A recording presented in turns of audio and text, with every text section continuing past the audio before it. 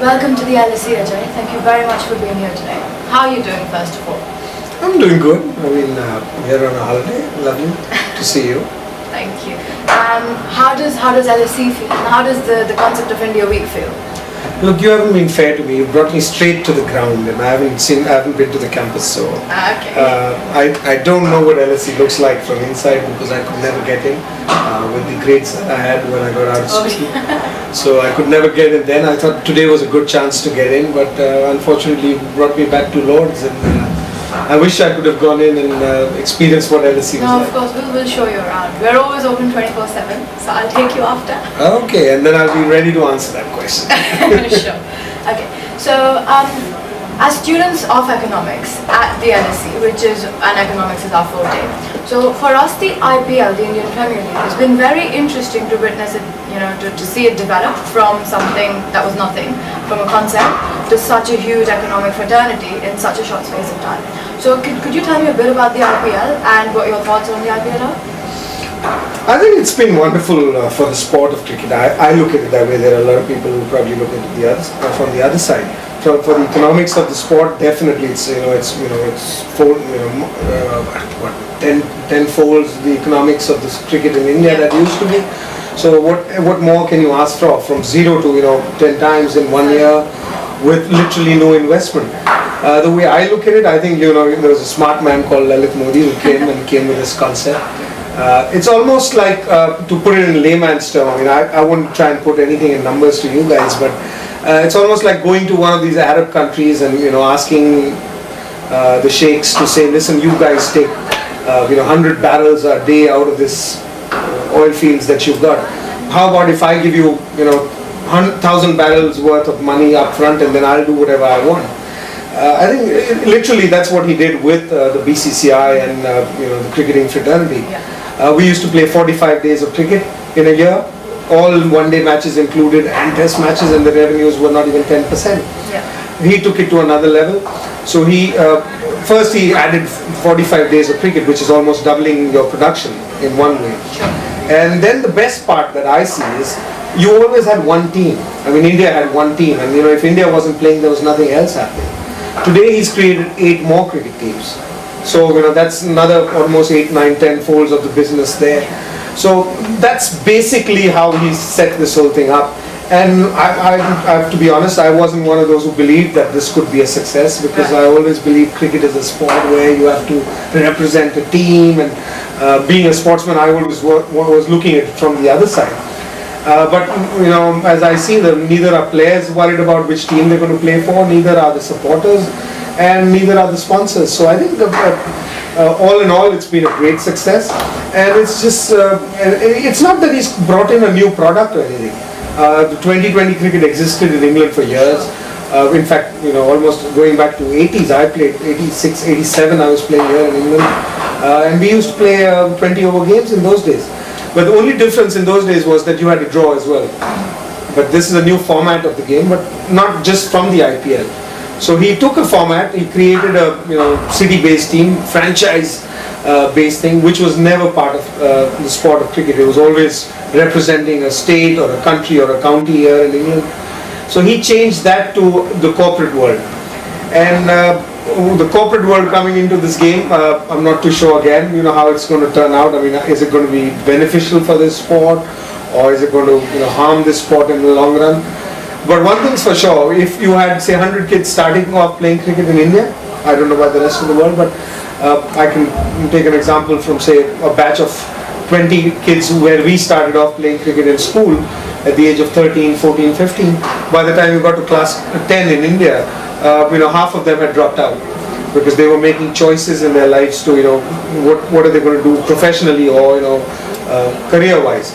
And by the time we got to college, another half of them dropped out. And as soon as you got out of college, which is only 21 in India, about 20, 21, 22 years old, 90% of people who started playing had dropped out of playing cricket. So you didn't get the best players always at the top. A lot of people, went away. Whereas with the IPL, with all, no matter how you look at the sport and how you look at IPL, and people can have their opinions on it. One thing's for sure, cricketers who start off playing cricket are staying on with this sport for much longer.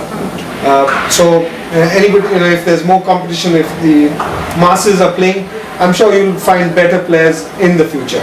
It's all up to the board now, how they use that new resource that's coming in. They'll have to groom them, but apart from that, I think you will benefit from them. That's why I look at it and say, look, in totality, you will benefit. There'll be more kids wanting to play. One, for the passion of playing for the country or whatever, and two, the guys who are dropping out for a career will also carry on playing. So if they can go and play for India, that'll be beneficial for the and the sport. Opportunity, I guess, for all these young guys to come up and play increases as well. So from the onset, it makes it easier. Because in the olden days you only had one. It's almost like you pass out from all the schools in India and there was one college you could get in. Definitely, a monopoly. Monopoly. It's almost like Sri Ram School this year had what, 99.9% cutoff. I mean, that's the minimum that you need, and not many are going to get in there. So similarly, you only had one Indian cricket team. So if you didn't play for India, you were left with nothing. Now you've got 8 or 9 teams now, so you almost got 90 players playing for these various teams. So from 11 now you've got 90 players who can make a living out of it, or play at a competitive level. So it makes it much easier for players to play for. And so there's this school of thought which says that IPL is a threat to Test cricket and to the one-day format. Do you think that's true, or do you think that's just a comment that people come up with? I think it's a opinion again of an individual. I mean, I look at it. It depends. I mean, like I just explained to you, I think boards and cricket boards around the world should look at IPL or tournaments like this and say, look, we've got more players playing now. We need to grab these guys from there and train them to play Test match cricket. Or if a lot of them have a problem with IPL because kids in IPL get paid more than what they get paid playing for Test cricket. So then there is a clear indicator to you that you need to start paying more to people who play Test cricket. And if it was as simple as that if somebody if he wants to play whichever cricket that he wants and is capable of doing it, and he's playing cricket or 2020 cricket only because he's getting paid more, then it's a very simple solution that you have. Just pay the Test guys the maximum amount of money and you'll have more Test players. But that isn't the case. I don't see it like that. I think it's got different skills that you need to have for these sports. I mean, Test match cricket is totally different from 2020 cricket. So I don't see it as a detriment. I see it as, it actually encourages people to stay in the sport for longer. But it's up to the boards or the country boards to pick players from here and groom them to play Test cricket, or have and anybody who believes that it's just that because they get paid more there that they want to play there, just pay them more. That would be a very economical solution to it as well. I mean, if the problem is economical, then there is a very simple solution. If 90 guys can be paid more for playing, which most people consider, and even I do consider, as a lower grade of cricket, then the highest grade of cricket, which is considered Test cricket and which is the ultimate cricket, why should the 11 guys, 90 can play in the IPL and only 11 can play for India? Why should those guys be paid any less than these guys? Okay, and I'm not going to play, but still. And any comments about India's recent performance? It's not been the best. It's not been very good either. I'm glad I was on the flight today. I didn't have to see the game. But that's the nature of sport. I mean, it's unfair. It's now that I don't play, I can say that it is actually unfair to the guys, because I'm sure those guys are getting in their best. And what we tend to forget as Indians mostly is, or Pakistani, in fact we've got Pakistani friends here as well, that when two teams are playing, there's only one that's going to win. Sure. We want our team to win all the time, and we've just won the World Cup. I think we should take it easy. I think the boys are taking a break. We just got used to winning, so they're just taking a break for a while. They'll come back.